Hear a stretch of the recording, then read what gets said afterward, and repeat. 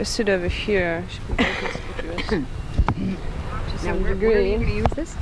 You're going to use it as a documentary for... Yeah, we're doing a series of tapes of the encampment, and we've been here since before the camp opened.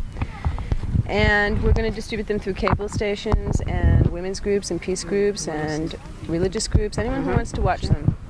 So they're going to be edited down. We have a lot of raw footage right now. We're going to edit them down into 20 to 30 minute tapes. We've got a few done already. So, nice. Are you members of any groups that might want to see them?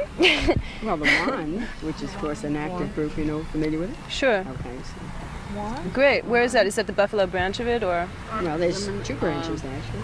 At the Peace Center, Buffalo. That would be great. You should take one of our brochures. Are you filming this? Oh, yes. My mouth full of camera. Are we taping now? Yes. Oh, okay. Well, why don't you tell me all where you're from and what brought you out here today?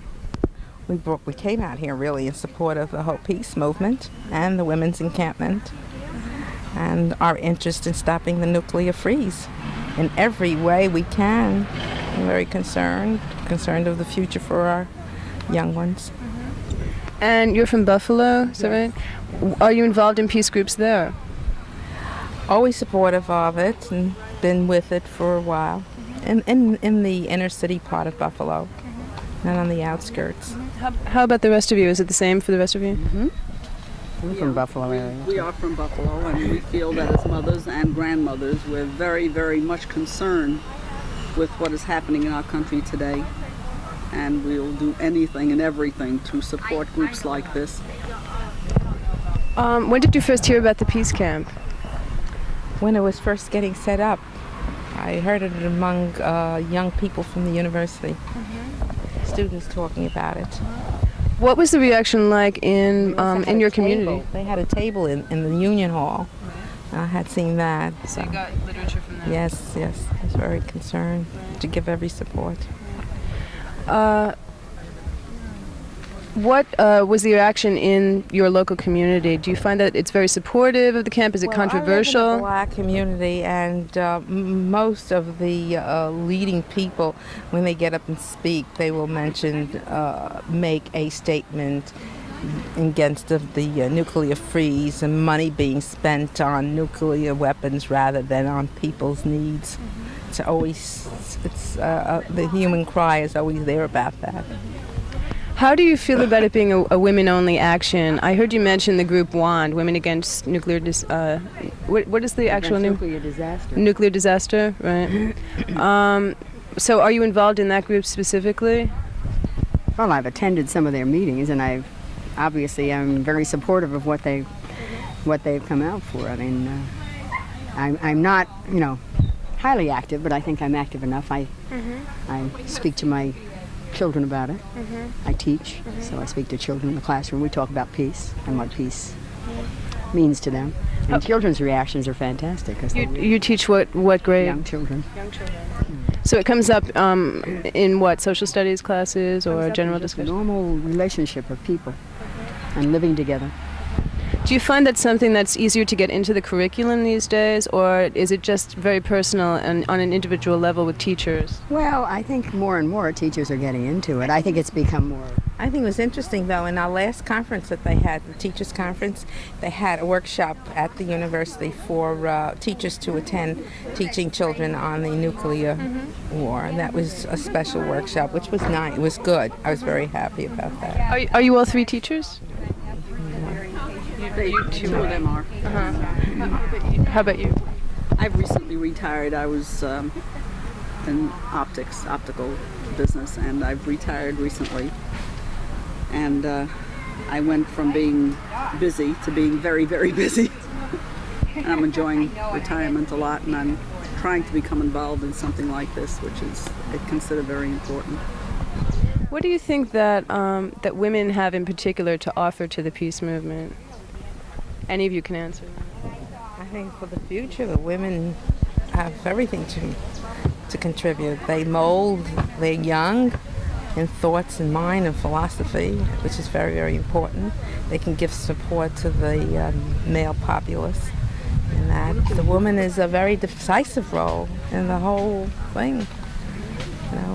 wouldn't it be just wonderful if it would be just wonderful if Nancy Reagan and all the wives of the Pentagon big shots pulled a Lysistrata and said, "I'm not going to bed with you unless you disarm." That would be an interesting thing to see Nancy Reagan do then.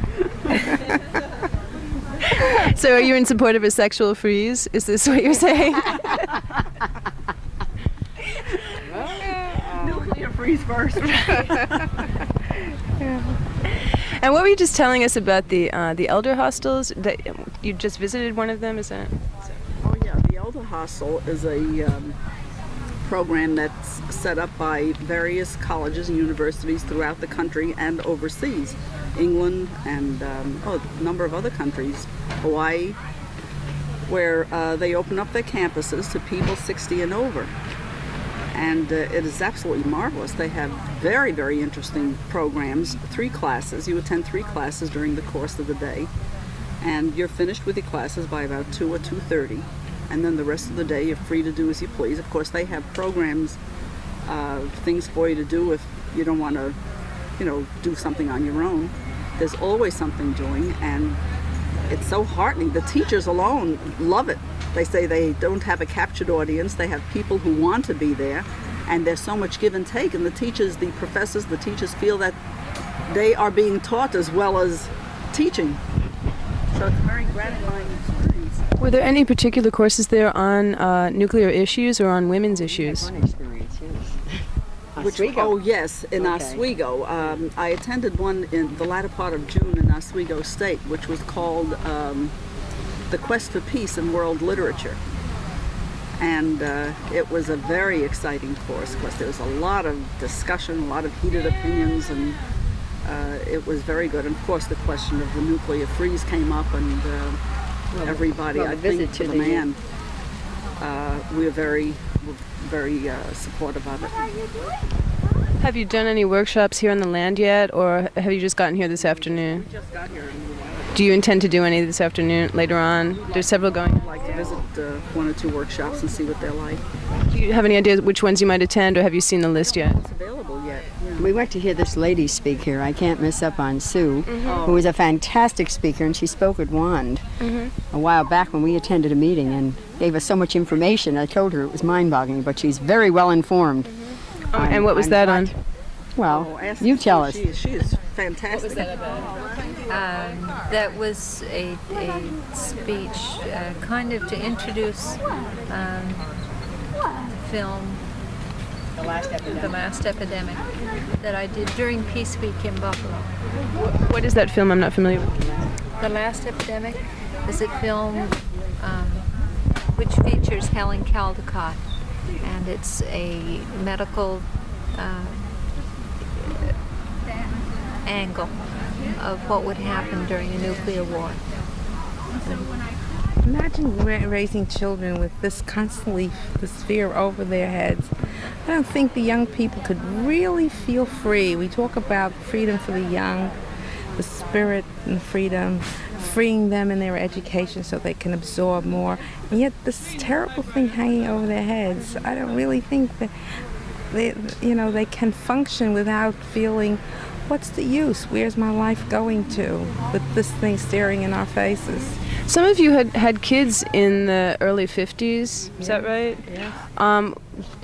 At what point did you start realizing, and that was some years after the war was over, but at what point did you start realizing that the nuclear threat was something that was really hanging over our heads in the way that... Dropped the bomb on Hiroshima. Yes. To show you concerns of parents, when my second son was born, he was born in 51, anyway, and he was born with a problem with his eyes, and our first comment was, well, maybe it'll keep him out of the Army, okay? So after my husband was through a war, their husbands were through wars, so that was our immediate feeling. That's how we felt about it. I mean, how do you feel? As soon as they're born, you say, gee, we hope we're not leading them into another Holocaust or another war. Was it something that you were able to talk about then? Was there any forum available for you to discuss your feelings about the threat of nuclear annihilation? May I say this for us? We came up with a feeling that World War II was the last war, and we'll never have, especially with the dropping of the bomb, that we'll never face war again. And then with the Korean situation, the Vietnam situation, we can't think that way anymore. We've got to really think that way. That's what we're saying here, because if we don't, we cannot there's no think choice. that World War II is no more. We have to think in a way that we've got to do something very positive to stop, and put that first. What I think is very, very important too is answering the argument that we cannot disarm because there are other countries, Russia specifically, who will overpower us. I think this alone is the most terrible kind, the most dangerous kind of an argument one can give. And I remember at the meeting that you spoke at, Sue, that was sponsored by Juan, I don't remember who it was, but somebody made the statement, if you're in a room that's filled with gasoline, what is the difference if you light one match or if you light 20 matches? The first match is going to blow you up, so what does it matter how many bombs you stockpile? And this is a very important point, and that's why we want to diffuse this whole situation. And it's an interesting thing. We constantly hear the threat of Soviet Union, and I don't know, all the details about it as our Pentagon keeps giving us information.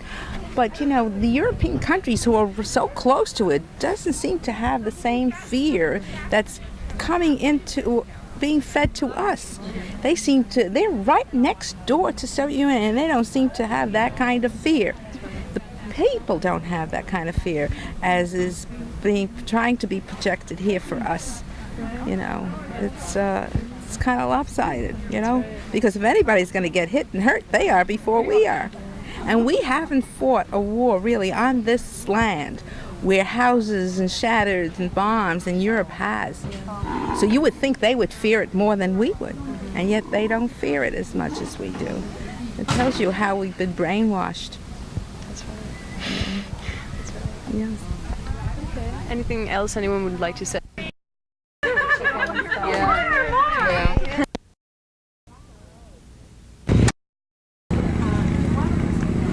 It was consensus on your feet. That was the process. It was consensus on your feet in the rain and then in the blistering sun. We didn't have much in between that day. And I'd only known these women about 24 hours, but they were all very familiar to me. And as peacekeepers, our affinity group stretched in this kind of shape. We weren't a circle, which is the classical idea of an affinity group. We were a real oblong because we marched along the side of the march, and we kept eye contact, or we could see our people above, in front and behind. And we'd pass things between ourselves, and we'd consult together, stop and rest together, help each other out together. So we were kind of that kind of affinity group. But I will never forget how strong a bond there was in that shape. What did you feel, to take it from the beginning of the day, when you were first at Sampson State Forest and it was raining, but there were a lot of ceremonies and dancing going on? Yeah. Well, it was exciting, but I felt like I was kind of drifting. It was like swimming through a fog. It was all very exciting. There was so much color in the midst of the grayness. I never thought I could be so absolutely wet. We were absolutely perfectly soaked. And the affinity group of peacekeepers had different things to do than they did later in the march. When we started the march, it was much simpler. We had a variety of things to do there, and we weren't quite so sure what we had to do. We were just carrying out one task after another. Very often, we were just kind of keeping things going while the decisions were being made in consensus in a huddle in the middle of the whole area. How about on the march? What was that like for you? Well, I'm not a very good walker. I have never been able to even go to the store for more than an hour or two without being in real pain. And I was constantly amazed at how I was in terrible pain. My back hurt me, my feet hurt me, and everything. But I just kept on going. Be done above 3. As if I was disattached from my whole body. The feeling of being with the women is almost like a force that lifts you up off the ground. Just kind of carries you along. As you approached the fence where the CD was going to take place, did you start feeling more nervous, or were you still carrying on? Yeah, I kind of shut down, and I had just felt, okay, I'm going in, and I walked up to this great big area where people were just milling around, and for a while I was a spectator. I went around and saw what people were doing, looking for the scenarios. I hadn't advised a scenario. I didn't know how I'd do it or anything. I just knew I was there. I made my commitment. I didn't know what would happen. a friend of mine came over from California. We sat in the grass and talked for a while and shared an apple. And I told her, well, I will sit here until they have to arrest me.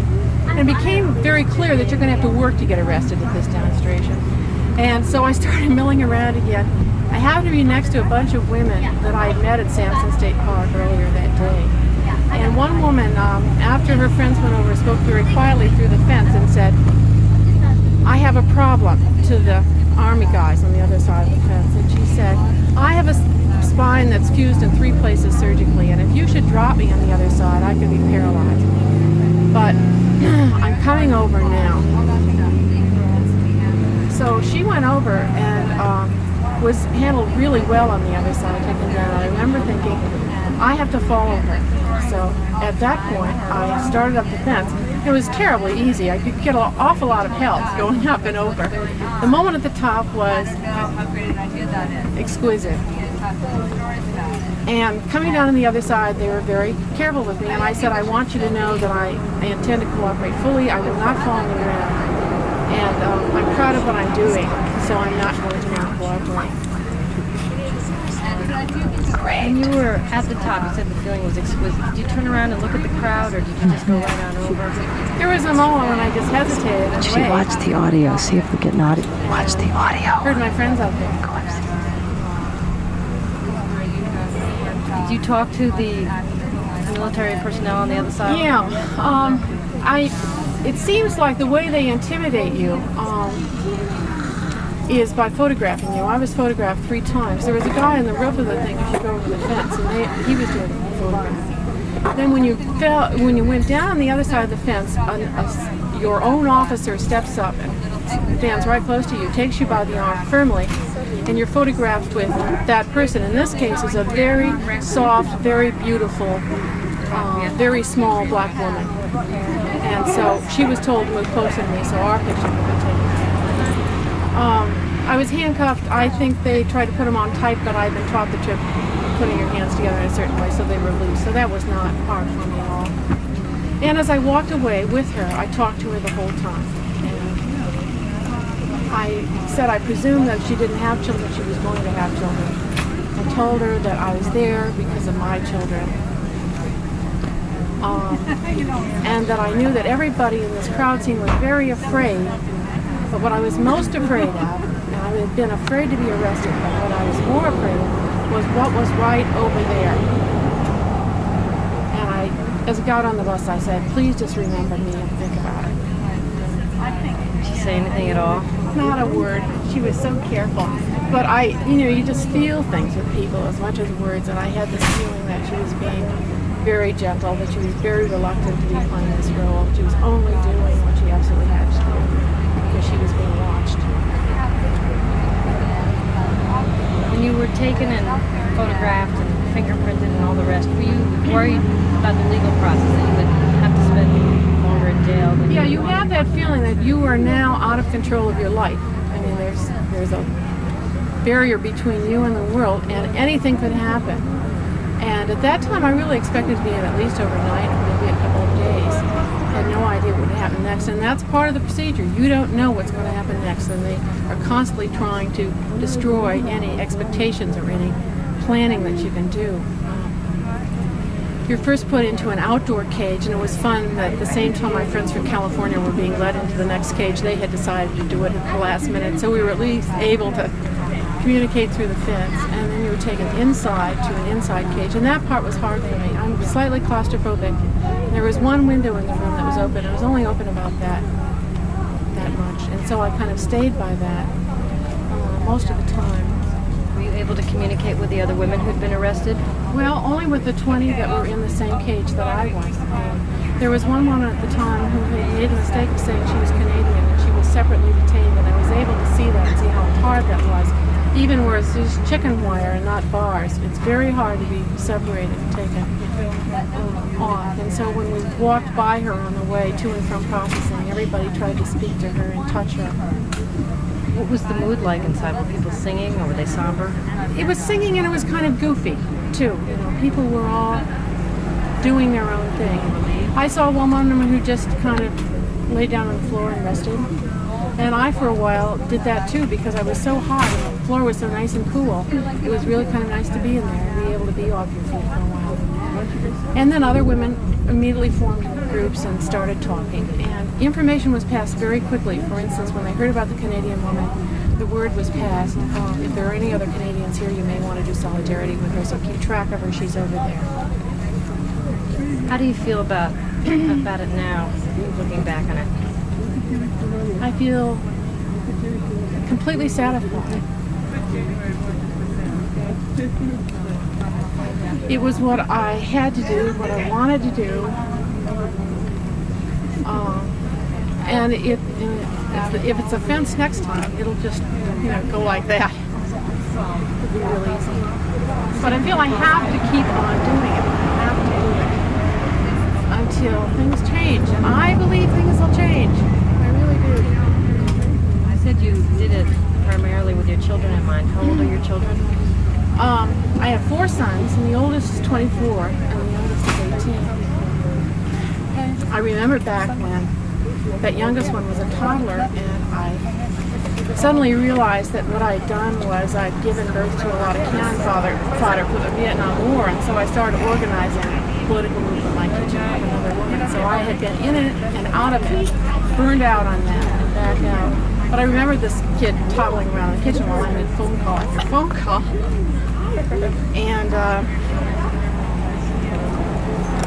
And that kid has to register for the draft this summer, so doing it again. Thank you very much. I'm glad we were able to talk to you more recently. Thanks.